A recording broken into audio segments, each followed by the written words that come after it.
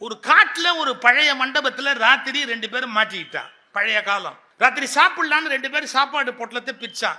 அவங்க கிட்ட ஒருத்தன்ட்ட 5 சப்பாத்தி இருந்தது, ஒருத்தங்கிட்ட 3 சப்பாத்தி இருந்தது. சாப்பிடலான்னு அந்த பொட்டலத்தை பிரிச்சு அவன் 2 பேரும் பிளான் பண்ணி பொட்டலத்தை பிரிக்கிறான். ஒரு பெரிய பணக்காரர் ஓடியாந்தாரு. ஓடி வந்தாரு ஒரு கோடீஸ்வரர். அவரும் வழியில மாட்டிக்கிட்டாரு. ராத்திரி இந்த காட்டுல மாட்டிக்கிட்டாரு. பிரதர் பிரதர் பிரதர் பிரதர், நான் பசியில இருக்கேன், ஆனா நான் ஒன்னும் எடுத்துட்டு வரல. பணம் வச்சிருக்கேன், நீங்க கேட்டா எவ்வளவு நாள் நான் பணம் கொடுப்பேன், ஆனா சாப்பிடணும், எனக்கு நீங்க ஹெல்ப் பண்ணாதான் இப்ப நம்ம சாப்பிட முடியும் அப்படின்னு. சார் பணம் எல்லாம் வேணாம் சார், சாப்பாட்டுக்கு பணமா இருக்கிறத ஆளுக்கு பங்கு வச்சு சாப்பிடுவோம். 8 சப்பாத்தி இருக்கு, 3 பேர் உட்காந்துருக்கான், ஆளுக்கு 3ன்னு பிரிக்க முடியாது. ஏன்னா இப்ப 8 பேர் 8 சப்பாத்தி, 3 பேருக்கு எப்படி பிரிக்கிறது? உடனே இந்த வந்தார் பாருங்க, எது பசியில, அவர் யோசனை சொன்னார். ஒவ்வொரு சப்பாத்தியுமே 3 துண்டா போட்டுடலாம். ரைட்டு, 8 3 24 ஆயிடுது. ரைட்டு, ஆளுக்கு 8 துண்டு சாப்பிட்டா எல்லாரும் ஈக்குவலா சாப்பிட்ட மாதிரி ஆயிடும். கரெக்டு. பிரிச்சாங்க. 8 3 24 எல்லாம் சாப்பிட்டாங்க. சாப்பிட்டுட்டு படுத்துட்டாங்க.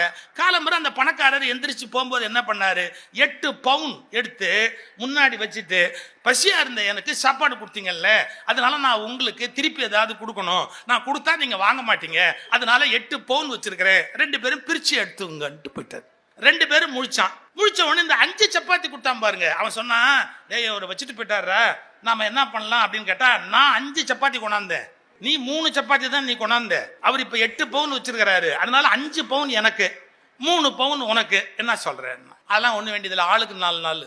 ஏன் சொல்ற? அதெல்லாம் இல்ல, அவர் 8 பவுன் வச்சு பிரிச்சுக்கங்கன்னாரு, நீ நானும் 2 பேர் இருக்கிறோம், ஆளுக்கு 4 நாள் தான் நியாயமா பிரிக்கிறதுக்கு சமம், நான் நியாயமா பிரிச்சுக்கலாம். நான் சொன்ன கேளு, நான் 5 சப்பாத்தி கொண்டாந்தேன், நீ 3 தான் கொண்டாந்த, ஒரு நியாயம் வேணாமான்னா. அவன் சொன்னா 2 பேர் இருக்கிறோம், 8 பவுன் இருக்கு, 4 நாளா பிரிச்சுக்க வேண்டாமா, ஒரு நியாயம் வேண்டாமான்னு. இப்ப இவன் ஒண்ணு நியாயம்ங்கிறான், 5க்கு 5.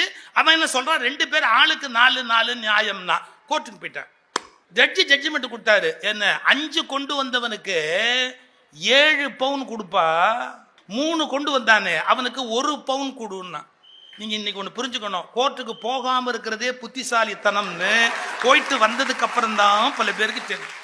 இப்ப ஜட்ஜி எப்படி ஆர்டர் போட்டாரு அப்படின்னு கேட்டீங்கன்னா, யாரு 5 சப்பாத்தி கொண்டாந்தானோ அவனுக்கு 7 பவுன், யாரு 3 சப்பாத்தி கொண்டாந்தானோ அவனுக்கு 1 பவுன். முடிஞ்சு போச்சு.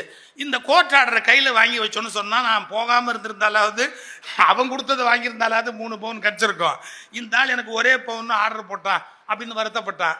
அப்புறம் ஜட்ஜி கிட்ட கேட்டாங்க என்னன்னு. அவர் எக்ஸ்பிளனேஷன் பியூட்டிஃபுல்லா சொன்னாரு. டேய், இவன் கொண்டாந்த 5 சப்பாத்தியை 3 துண்டா பிரிச்சா என்னாச்சு, 15 துண்டாச்சு.